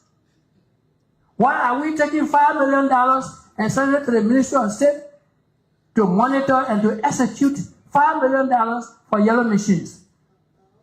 Remember, you might not have behind yellow machine because they're not yellow machine we eat in this country. We hope that this money will be appropriately used because there are smaller counties that have always been isolated and suppressed in this country. You're going to take this money and start giving it to bigger counties, and we in the southeastern region may not get anything. If we start looking at Ministry of State, Ministry of State, what experienced Ministry of State got to take care of yellow machine? That you have to get them $5 million. And I hope that the committee that's supposed to have oversight on the Ministry of State will follow up to ensure that this money is expended appropriately. Thank you. That's the voice of Senator Thomas Nimla Yaya of Grand Juda County, and he's concerned about the $5 million, I think, that has been inserted, allotted in the budget for the management of the yellow machine. And like you said, you heard him. He said, "Well, this is my first time for the management of the fleets of those sort of assets to be placed in the care of the Ministry of State. When the Ministry of Public Works does still exist." Moses, what's your interpretation? What have you absorbed from what he said? I mean, he made a very salient point. That is something that we have spoken about repeatedly. The senator was simply saying that what he sees is what redundancy. He said we have a Ministry of Public Works. Past administration brought in yellow machines. They never set up a special task force to manage the machines. Why would you take $5 million and give it to a task force? You could have you people at the Ministry of Public Works to do this. I think his point, his argument is good. And this is one of the problems of this administration. So what? Too many duplications of functions. So for example, you have asset recovery. You don't need no asset recovery team or task force. That assignment could have been given to the LACC. Just create a team within there. That look, your job is to go after what's stolen wealth. What would you want to give? What would you want to allocate? Over $50 million a year to a task force headed by former Minister Brani Samuka to manage the yellow machine. So what becomes of the Ministry of Public Works? Can you imagine the Ministry of Public Works will have to go to Brani Samuka and say we want to go to Bumi to build roads? And Brani will say we can either do it or we will not do it.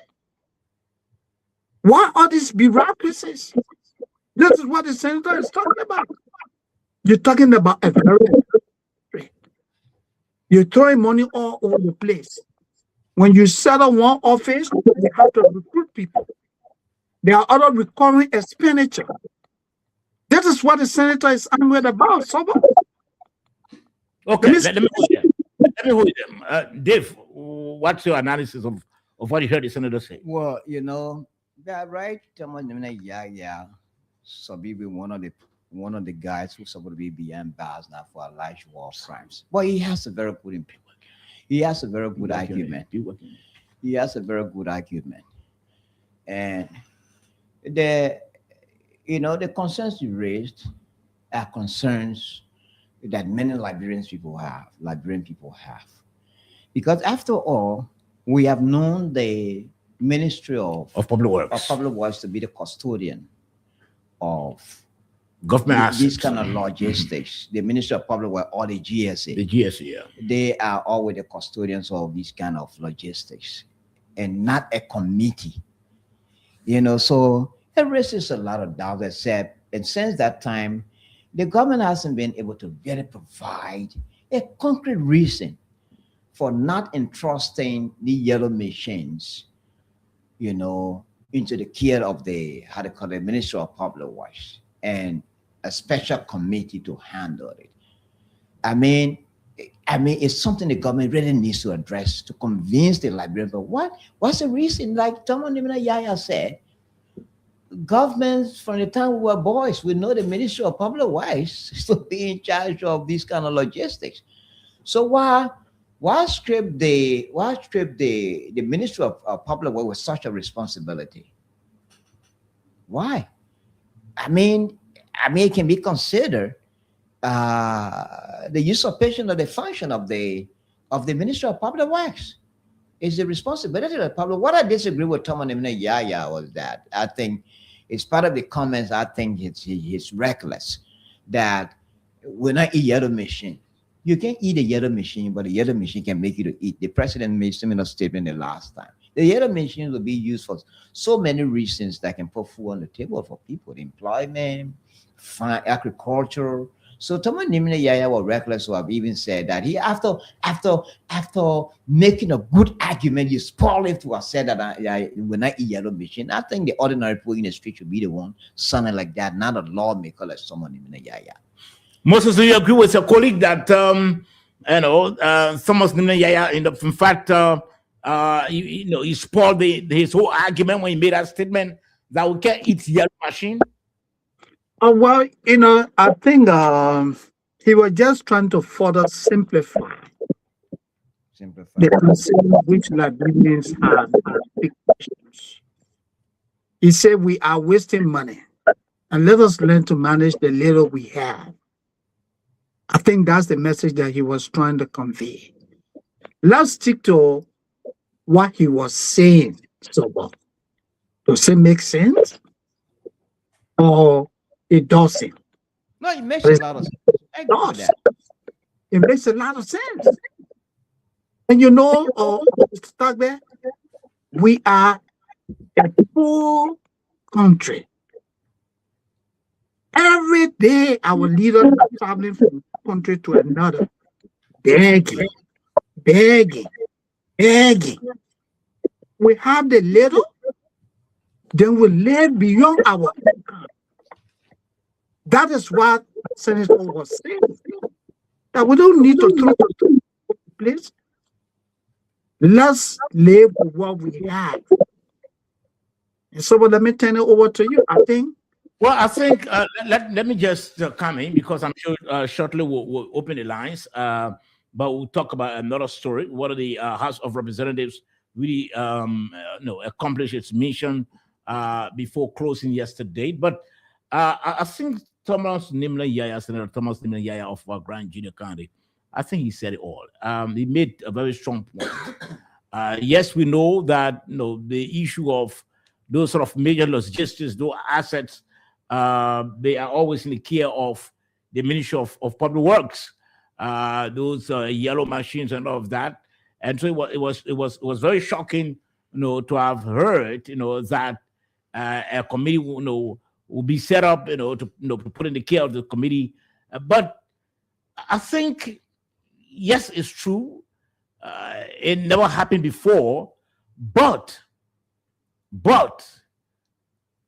our major focus and our concern now should be whether the committee setup will be able to deliver on the reason why the president set it up. It's a spilled milk now that the yellow machines were not placed in the care of the Ministry of Public Works. It's a spilled milk. Yeah. But let's be concerned about the productivity, about the delivery of the ministry of the committee rather set up, headed by former Minister of Defense, Brani Samokai. That should be our concern. If the committee will not perform, the committee will not deliver, then we can beat on the committee. But it's a spilled milk now. And like one time I heard Brani Samokai saying that even people from the Ministry of Public Works are also collaborating with the committee. With the committee. They are collaborating with the committee in trying to manage the yellow machine properly and do the work for which it was brought. So I don't think we should continue to throw jabs or take swap at people because the yellow machines were not placed in the care of the Ministry of Public Works. Let's be concerned about the delivery of that committee. And that's my concern. That's what I'm focusing on. If tomorrow the yellow machines are here and the work they're supposed to do are not being done by Mr. Brani Samokai and his team, then we'll beat on them. We'll criticize them. We'll condemn them. But let's wait until, they can do their work.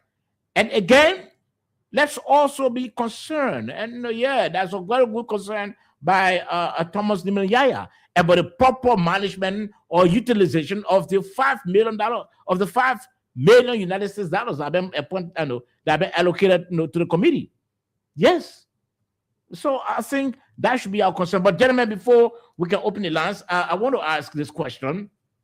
The House of Representatives, the legislature, in fact, were asked to come to return for 10 working days. First, to deliberate on the issue of the supplementary budget. The second thing, to also deliberate on the printing of the new banknotes. I think those were the key issues for which they were brought back. I mean, they were asked to come back. Now, when they came, the issue of Yeke Koluba took a center stage, and they began, to make effort for the expulsion of Yeke Koluba. Yeke is gone now. But this whole noise, we just listened to a leaked audio from Representative Birmingham Representative Sam Jala, that the supplementary budget was not passed. People were still waiting for that money and all of that. Now, Tawe, Yeke is gone. Although we heard that the budget was passed, in fact, the House spokesperson said it, But another representative just came up today and said, no, it was not passed.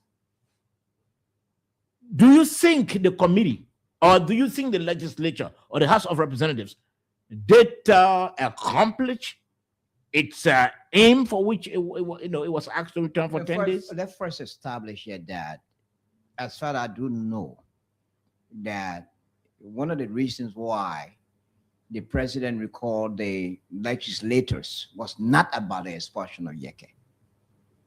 The two reasons why the president recalled those legislators was to talk about the budget and the supplementary budget. The printing of money and the supplementary budget. And they 50% succeeded. The fact that they passed the supplementary budget, I don't want to rely my argument, my position on what Sem Jala said, because Sem Jala is not proving anything. Mhm. You have 73 lawmakers. 72 say they passed. One Sem Jala say, no, we didn't pass the supplementary budget. So I believe in the majority that said they passed the supplementary budget. And that was reported by journalists or reporters or our colleagues covering the House of Representatives. Mhm. Where they've fallen short is the issue of the printing of new banknotes, because there was an argument put forth by most of other Senator Darius Dillon and others that they could not have hastily taken a decision on the printing of new banknotes. So with that one, they did not accomplish that one. But in terms of the passage of the supplementary budget, they've succeeded. They've accomplished that. So 50% successful, 50% failure. Okay. That's what I can say. All right. Let's hear from you, Moses. Okay, let me go back to the reason why the president called the lawmakers reconvening of the legislature. He said the printing on banknotes, debating and passing the supplementary budget, and then what? Other matters of national concern. That's where Yeke Koluba situation fits. That's the deductive reasoning. I'm a deductive, my man. That's a deductive reasoning. It's not a fact. The statement from the executive mansion, which was issued to the reconvening. And other national issues does not mean that you are just deducing that was part of it. And So why did they come into the fold? I come in now. If that was part of it, why did they come to the fold? It was the lawmakers' own extra. Mr. Tagbe, listen, my brother. No, I'm trying to look. Let's point to it. Man, give me a chance. Let me complete my thoughts. I beg you, brother. Yeah, go ahead. I'm saying let's be reasonable here. I gave you two fundamental reasons. The third reason was in the communication to the legislature indicated that they were convening and they were also discuss what other matters of national concern. That didn't mean that was about you. Yes, amen. Let me re-emphasize for you. Other matters of national concern. Oh no, other anything could fit that. Anything cool. Yes. So show that Yeke was part of it. So the question is, gentlemen, now the question is, you are not sure that 1 minute. Yeke was part of it. 1 minute, gentlemen. The question is, Let's move. the question is, did the House of Representatives, did they accomplish their mission? I said this. They accomplished 50%. I want to come to, but my colleague won't even get me to. They did not conclude. 1 minute. 1 minute. I said 1 minute. 50% accomplished the reason why the president called them, because they passed the supplementary budget. You spoke already. Where they did not accomplish, what they did not accomplish was to conclude on the printing of the new banknotes is where they didn't complete. Because of the debate that others put up, including Senator Dillon, that the time was insufficient, and the issue of printing money is a complex situation that they needed more time to discuss in detail before coming. So to the a conclusion. so the computer mission partly. So, I Yeah. beg to differ. I beg to differ. Yes, go ahead quickly. Therefore, Yeah. So what I'm saying, the only accomplishment I can point finger to is Yeke Koluba's expulsion, that's one that's which became the preeminent agenda item when they convened. Yeke Koluba was expelled, as planned, was executed, was expelled. The printing of the bank notes, progress made on that. The passage of the budget, you heard a lawmaker saying that they did not pass the budget. What the product was a charade, a flow show, a publicity stunt. They didn't accomplish that. There's a video that is trending on social media. You saw Senator Dillon walking out of the session. He said the Senate received a letter from the House of Representatives instead of the budget. So there was no concurrence. The House said it passed, but the Senate did not concur. So it means that they did not accomplish that. The only accomplishment was what? Yeke Koluba's expulsion. and I still My disagree. point. I still disagree with you, sir. I still disagree. The president called the lawmakers for two reasons. If they added their own thing there, because Yeke is their colleague, if they had anything against Yeke, as far as I'm concerned, the official communication that came from the executive mansion, they were called back to discuss the supplementary budget and the printing of new bank notes. If they accomplished one, they did not accomplish one. Okay. No, Mr. Bebe, you are in the wrong. No, so- If they added another their own attempt to expel Yeke, that wasn't part of the president's calling. It was, let's say, the letter from the executive mansion, the communication from the executive mansion, sober, this is why it reads. Agenda item number 1, printing of bank notes. Agenda item number 2. Agenda item number 2, supplementary. Agenda item number 3, other matters not concerning. Other matter doesn't mean that it was a spot. The other matters, that what I'm saying is your guess. You are making a guess that the other matters. No, Moses, you speaking. No, so what this is very Other clear. matters, no. 1 minute, gentlemen. We can talk together. Other matters did not mean that it was all about Yeke. No one, you are guessing. You're making a guess. So what could that be the other matter? He The said? other matters is the lawmakers that Jeremy Dado as the president. They have their own matter. They are their own. The president of Matters. So what I'm trying Moses, to 1 minute. Moses, what I'm trying to dismiss here is that your claim that the president recalling of the lawmakers, Yeke's expulsion was part of it. Then this is what I'm disagreeing with. The other matters could be very vital or pivotal concerns that the president had to want to do. They're not about Yeke. I want you to exclude the Yeke thing. You are making a guess. I'm talking about facts here. You're making a guess. The other matter is that Moses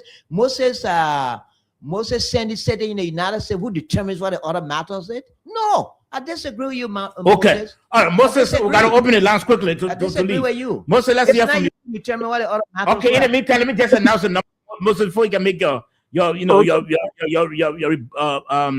counter to him. Let me just announce the numbers: 0778-460-793. Again, 0778-460-793 or 0886-050507. Again, 0886-050507. The alternative line 0776-540-987. Moses, in the meantime, you can make your counter. Yeah, so this is my Has another counter here. when man, you spoke. This is why I want my brother to understand.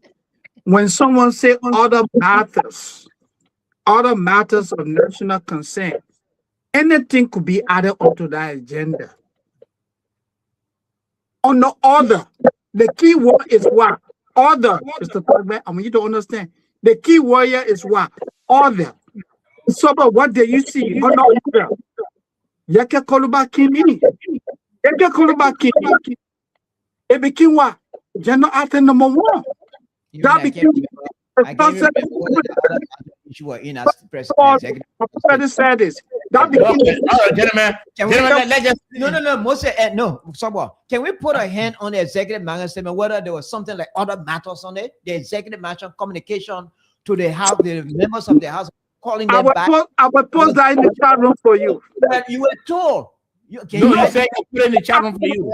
I'll put it in the chat room. If I say the other matters, even if it is there, it doesn't mean that the other matters refer to. Let's not go back and forth. Let said it. Okay. I disagree with that, Moses. You can't convince me on the one.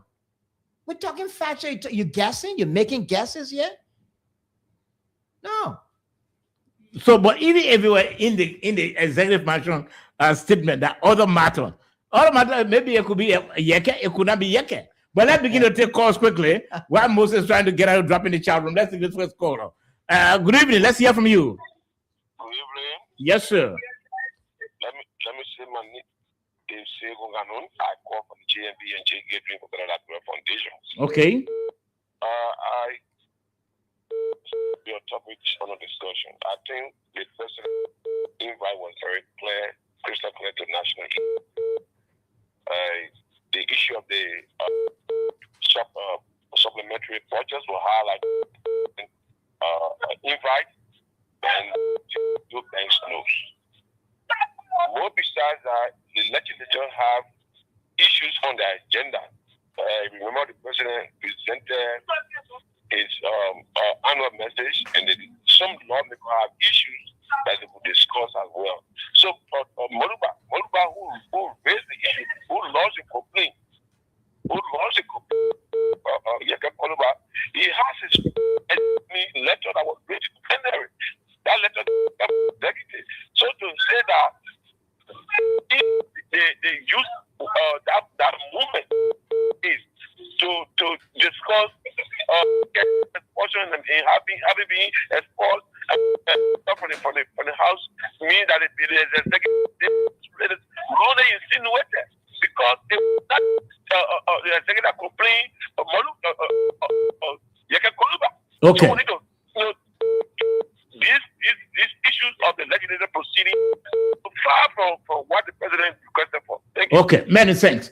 Many thanks. We'll take another caller quickly. 0778 460 793 or 0886 050507. Again, 0886 050507. That's the number to call, or 778 460 793. Let's take this caller quickly. Good evening.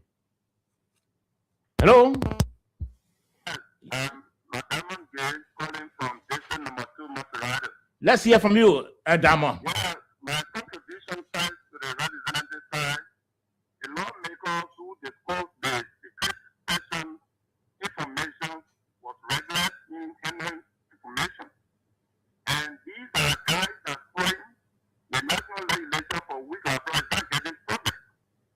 And my contribution on the senator statement.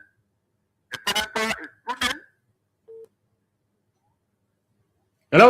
Sorry, we lost him. Okay, he gone off. Let's take another call on the line quickly. 077. Let's take this caller. Good evening. Good evening. Hello? Yes, sir. Good evening. I'm okay, sir. Let's hear from you.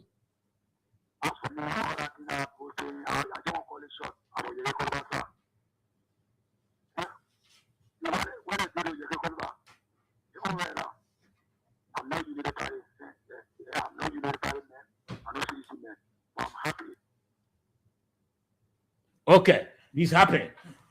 Okay, 0778 460 793. Hello, let's hear from you. I'm okay, sir. Okay.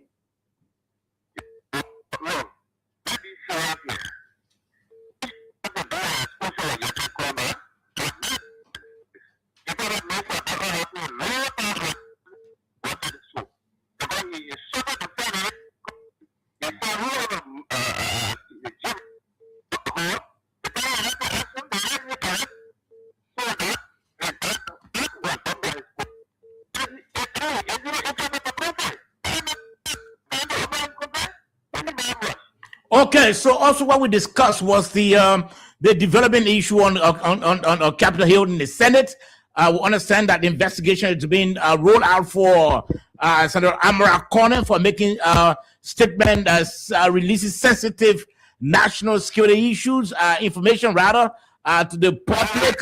Let's talk about that as well. Let's hear from you.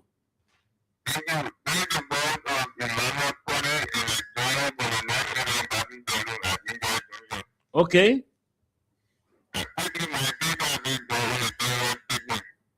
Let's hear from you.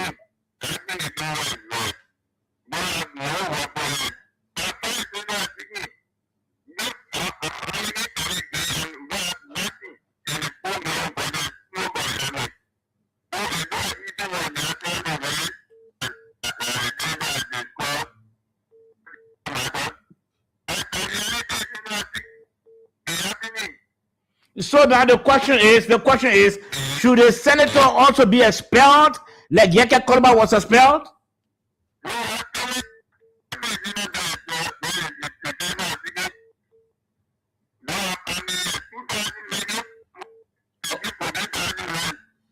Okay. All right. Thank you. Let's take another caller quickly. Let's take another caller. Good evening. Good evening. Yes, sir. Thank you. Let's hear from you. Yeah, no. Go ahead.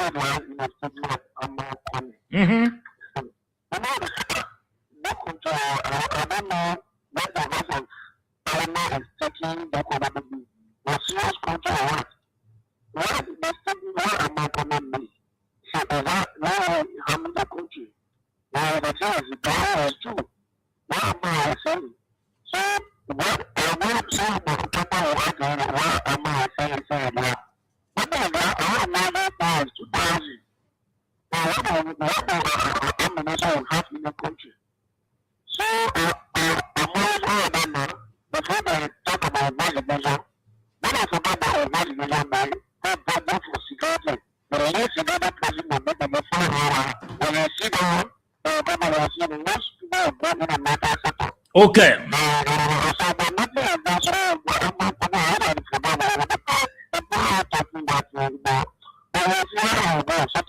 Okay, many thanks.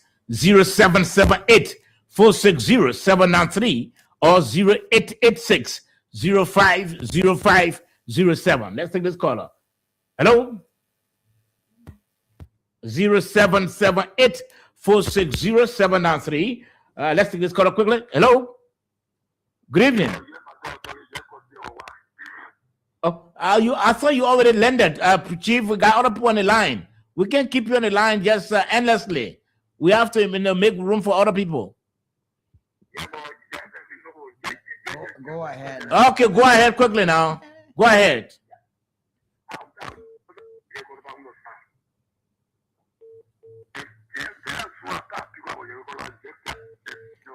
But go ahead quickly now. You see somebody call you. You hear boom, boom, boom, boom. Somebody calling behind you. So we can't keep you alone on the line.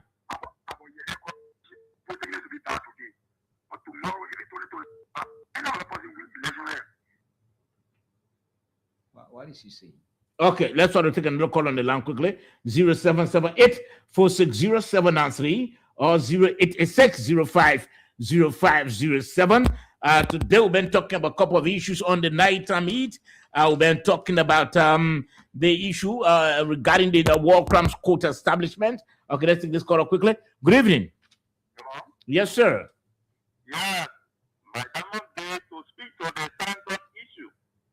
Okay. My view about it is investigation is to be conducted for expect the senator to be given the security scope of Liberia. And anyone who is expected to be elected does not come with authority and the state and the first of the republic. So the senator and the court in that direction getting the wisdom of Liberia, it must have been wrong. And that's Okay. We'll take on the two more calls quickly and then we can wrap it up. Today's Friday. We can take on the two more calls and wrap it up. 0778 460 793 or 0886 0507. Let's hear from you. Hello? Yeah? Yeah, I'm calling from Mount Buckley. Okay.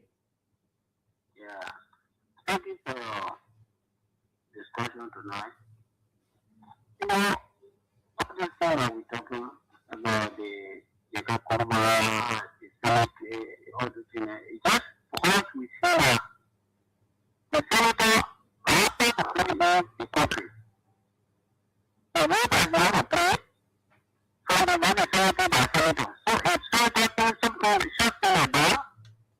that we don't have admin in the country, the more I ask the idea of whether the first year down, you say, oh, the senator does that, the senator can do anything they want to do. But again, the way over the back me, if you say so,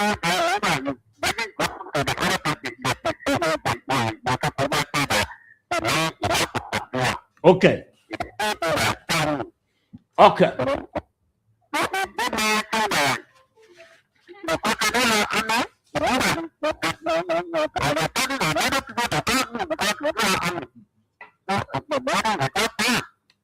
All right.